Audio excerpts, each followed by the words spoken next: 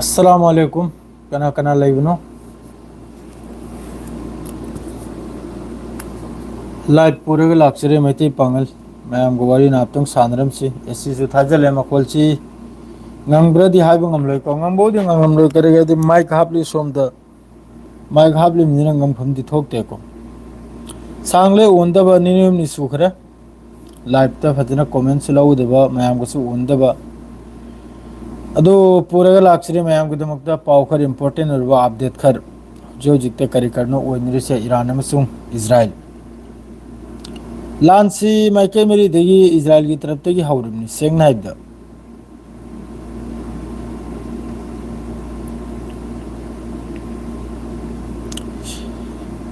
US की secretary of state mark Rubio ने हरिसिनबु ngasi नुमिते Iran की तरफ तक करिगुंबा फाइनल डिसीजन अमा ताबगी मखोय आशा थमजरिसिनी अदुमकु ईरान की तरफ तक सिगी मतंगदा वाहिद कलम लेते इसनाव में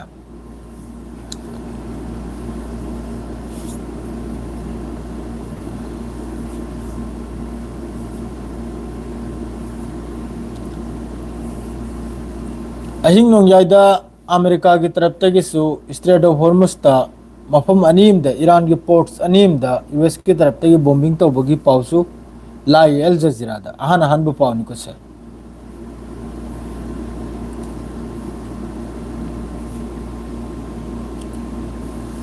मैम लाकपिरो करी करम नो कयाम कुइरेगे लाइव होबा आई हजिकता लाइव से हजिकता थोक रे न्यूज नाउ मैम लाइव से खर सांगना तौगाइना थोगलामनी यारोय मिडिल ईस्ट यारोय हबदी मरम खर लैरे मिडिल ईस्ट सिदा याम साथीना चेतना यामना साथीना खाव पाइबा लैखरे हजिकता नुवाइते हाइरोगे इसनाउ मैम वखल याम नुवाइते यामना साथीना चेजेतना खाव पाइबा मी लैरे मणिपुर की मरमदा हाइबदुबु आइना आरांग पावम थेंगरमी मणिपुरी मालेपाक की मरमदा करोमदगी नो बोदारलोमदगी रिफ्यूजी खर चंजल लगलेगा तांगखुल हाइब्रा नागा तांगखुल नागागी रा कइनो युम कइ मई थादोकलमबदो मिनाइनि मखोइदो सेंगना हाइदो मणिपुर की मरमदा सिनि आइना हानिंगबदु मखोइ मखैदो चंजल लेगा अदुम मणिपुर मनुंग चंजल लेगा मई लांग थादोलोमिदो नागा मखैगी युम मदरैदी कइनो मखैगी युम आई कंडेम तो यदुगिदो अदु मिनाई की लमचनी खुजु खुलाई पारगे चंजल लेगा हुराम भगुमना लेतलार बखैगी युम चिंग मथक्ते मखोन मई थारमिदो याम सती नुआइते इसनाव में मौलवी जुबेरसु लाखरे आई सोमदे एंगने उई अतैसु कना कना नो लाइसे लेपलेगा लाइफ से लेपलेगा तौगरिमनि फमलेगा लाइफ तौसे वाइने सेंगना हाइबदा अदु 17 बिलियन की यूएई ने कुवैत ने बहरन ने असिदा अमेरिका की तरफ तगी अखोई डोनाल्ड ट्रम्प एडमिनिस्ट्रेशन की तरफ तगी अप्रूव तौखरे को 17 बिलियन की खुचु खुलाई असिदे लोइना आयरन ड्रोम मारदी मखोई की पेट्रियट मिसाइल असिन सिंग लोइ यावरमनि इसनाव में चाक चादरी हजिकता चंगल लाइमनी चंगल लाएगा खोंगो धामदो ngasi di live chen tang chat kaina mayam ondrip su comment su laundrip su sangle mro makhe ngai di laun thokain thoklei ni da chai su unra bro mayam tara manipur ki matang jre yam sathine semning bani adumakpo aina hari dum taune he Tamil Nadu जिस तरह party में same घरवा है आई गुम्बा इन video में इनसे में थांगत की याम देने लाइक फॉलो कर रखता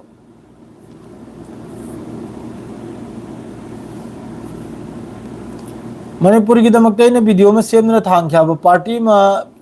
द भेली द असेंबली सीट निफुर का इन्होंने लैरी से भेली द तमदने तमसिरा मैतई तांगखुल नागा मई पांगल असी में यामम लैरी ने असी मखैसी का तलब तलब हाइरिदु करिगिनो हजु पुंग क्या तारबनो सिरदी पुंग तरु यौरे मोतिम उरुप सिरदी पुंग तरु यौरे को इरानियन सोहारे महफूजन टेक्निकल कइनो मौलवी जुबेरसु टेक्निकल ब्रो हस चत खिबसिंग आई एम नॉट श्योर इंशाअल्लाह इंशाअल्लाह सबीर चेसम इंशाअल्लाह अंकल ने कहने होनरिम ने हंदकती हस्सी लोइबगा हजिकती चंगहंद्रे इसनाव ब्रो मैम हजिकती हस्ता चखेबो मियोय मखैगा हजिकती चंगहंद्रे खोइबो टोटली बन्नी एखोय हजिक चंगुरदी एखोय फारदी यामना साथीरे एखोय मथक्सेरे दंदी से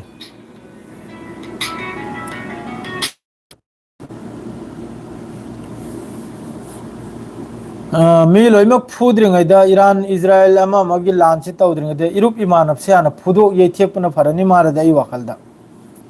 इरुप इमानबा लैरि मखैसे अरब तने असि मखैजे हाना अमक्तंग चाकौरगने तंग मखोय मखैसे हाना वारा अटेम्प तौबो फरनी करिगे हबदी लाइव से थोकपने मखोयगी कॉल से मखोयगी मोबाइल से अदुई मतमदुदा उ मारे कॉल से तौरकपगी खैरने मखोय मखैसे हाना वारा अटेम्प तौबनो फरनी अइगी हिसाबदने ने हरसे करिगे हबदी अइने येंगसि येंगले लाइव से थोकपने मखोयने कॉल तौबीम तौरियाब यागोंदा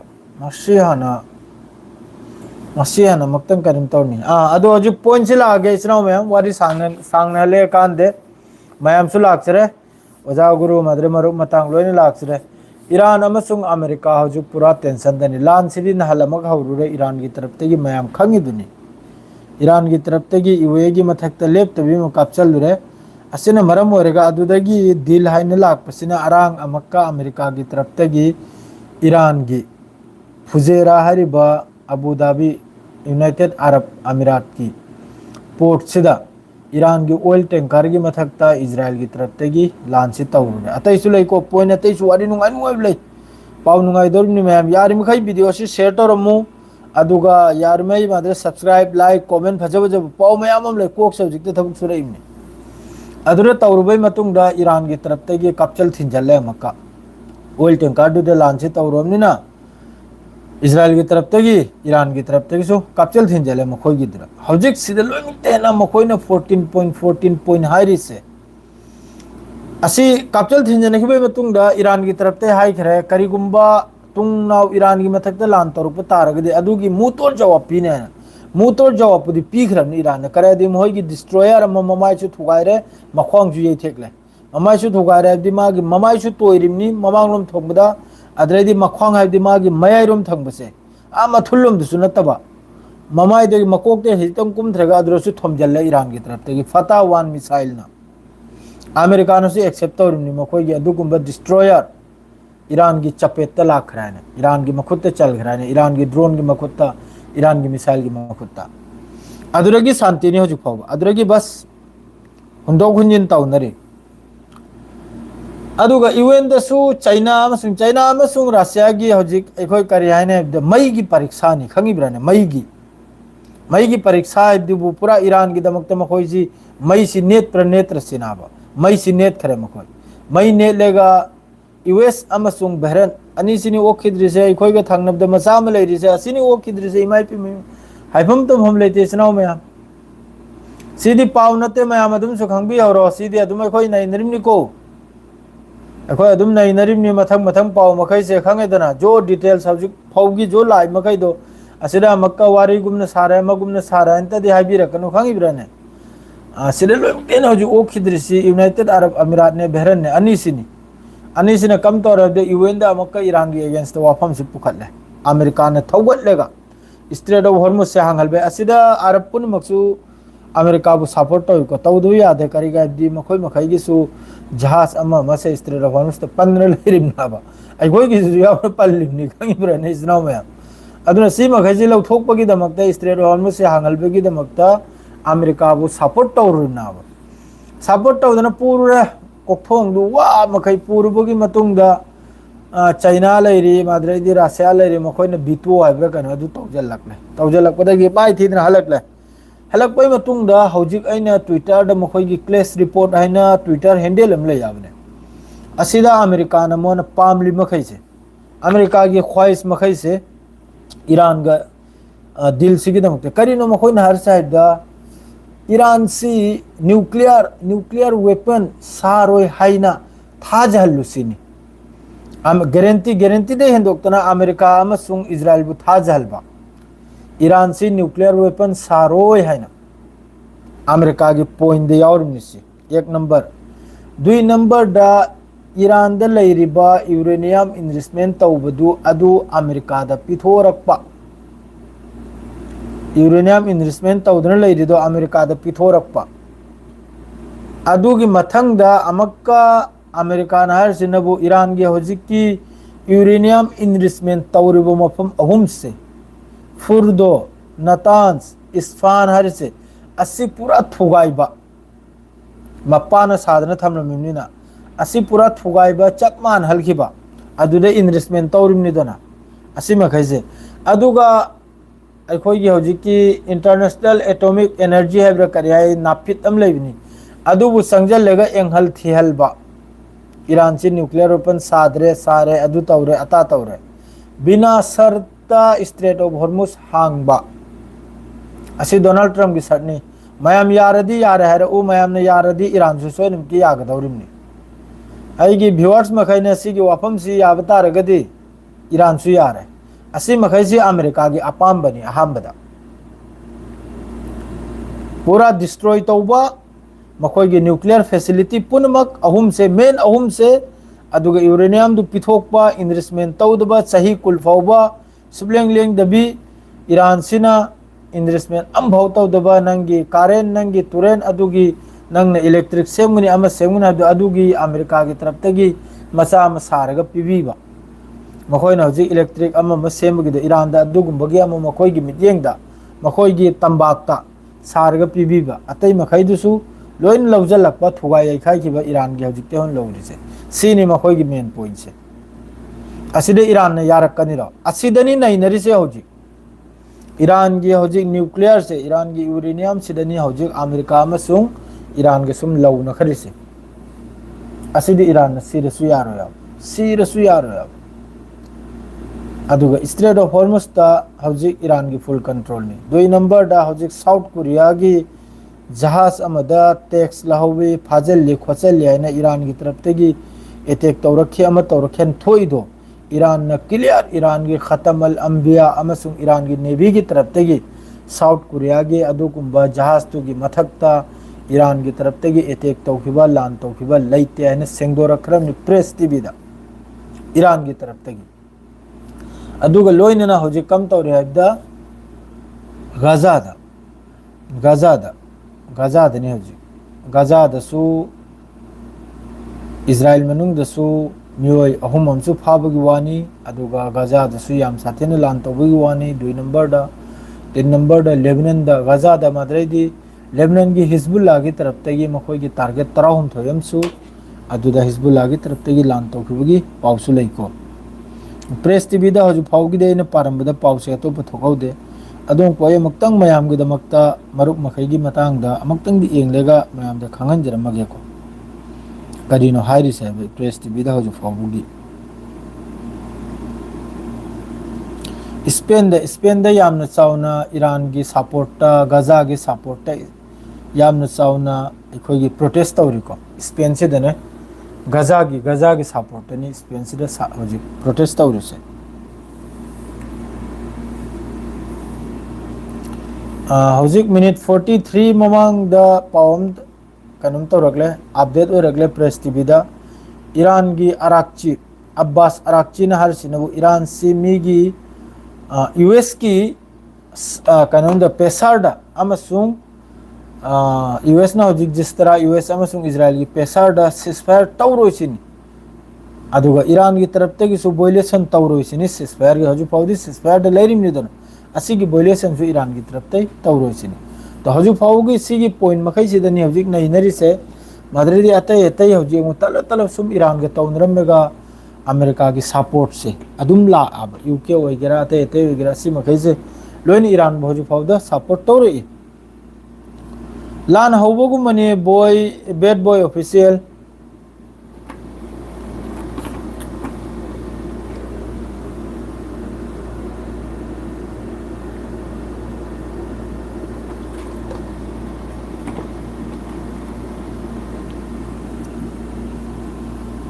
कमेंट मगलो सी आईडी हजिक लाए ओके ब्रो बेद बॉय नाक से काय गिनो काउ खिबगुम तौरे अमक्तंग निंगसिंग बिरादि अमतंग फगनेदा वालेकुम अस्सलाम अयूब खान चाक चारा अयूब खान चाक वालेकुम अस्सलाम इचौ नसीर वालेकुम अस्सलाम एदी चाक चारा बरा है न पारू रे वरो भी आदे कर्फ्यू यावरू रे ईरान यारो अदुदी जावल है कर्फ्यू करोम दे यावरू नो करी कर्फ्यू नो अमक ताई रहू भाई पाव लेप को पाव सी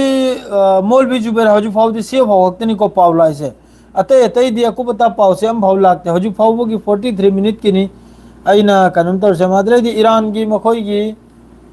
सी बेकार पाव ने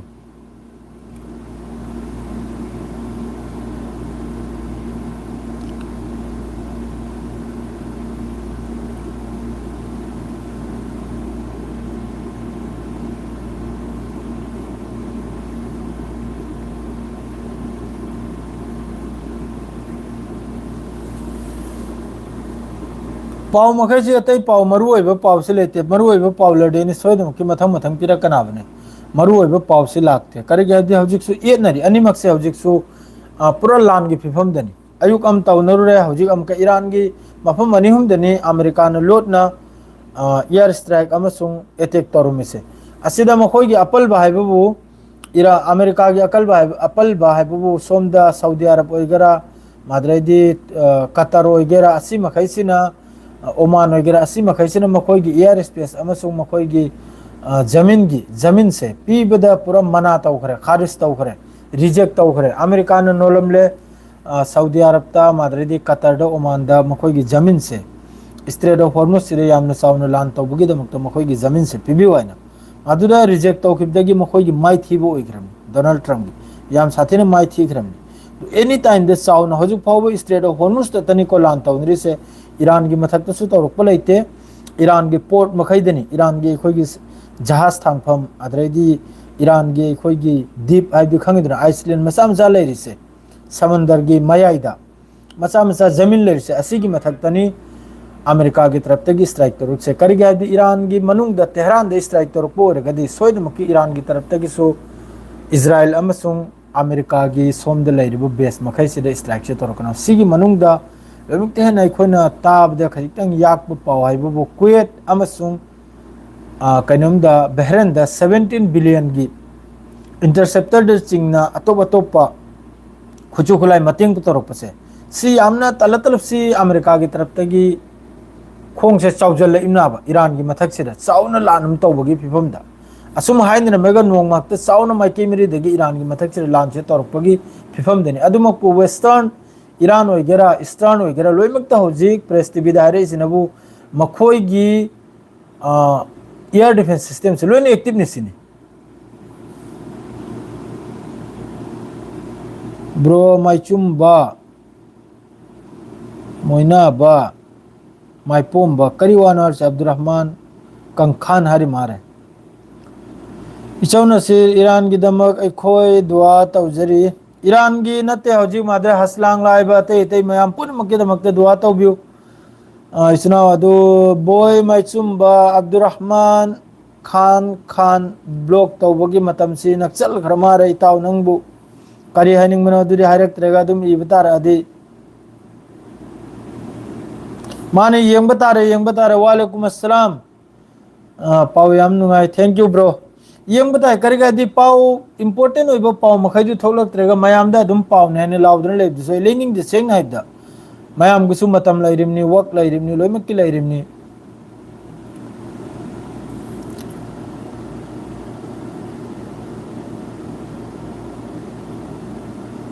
अब्दुर्रहमान खान वरोबे आदे नाहक पुना तंग हाइट तौगे को खंगिब्रने करेगा दी नाहक से हंजन कमेंट से अदुम तौरकले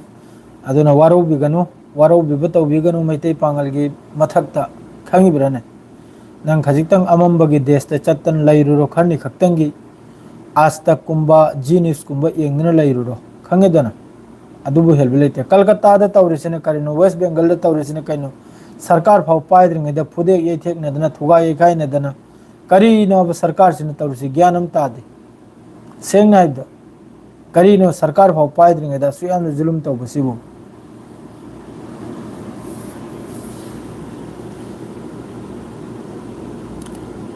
सोमेंद्रो मुंजू मुजम समुद्रो मुजम पेले है जाकिर हुसैन तौदब यादे असुम तौरपसे मरक मरक तौई ब्रो मैम इसनाव मैम करीगाइदी माग लाउनबगी सुम मथौ तादे आई हाइबो हक्ता तौजलबी की अदुबु हेल्प लेते अदु ईरान की पाउसे पुंग निपाल की दमक सोयदमकी अइना पुरगा लाकनी इंशाअल्लाह सोयदमकी मैम पुनमक येंगमिनसी ngasi इराई सु इराई नि लौमाजिंग अदोमदा बन्निना थांगस नमिसिना खरि यामना पाउसे पुरकपना फरनी मारे तो हजिकी दिसवासिर लोइजरगे इसनाव मैम पाउला दे सोयदमकी पुरना लाकनी हा अस्सलाम वालेकुम मैम पुनमक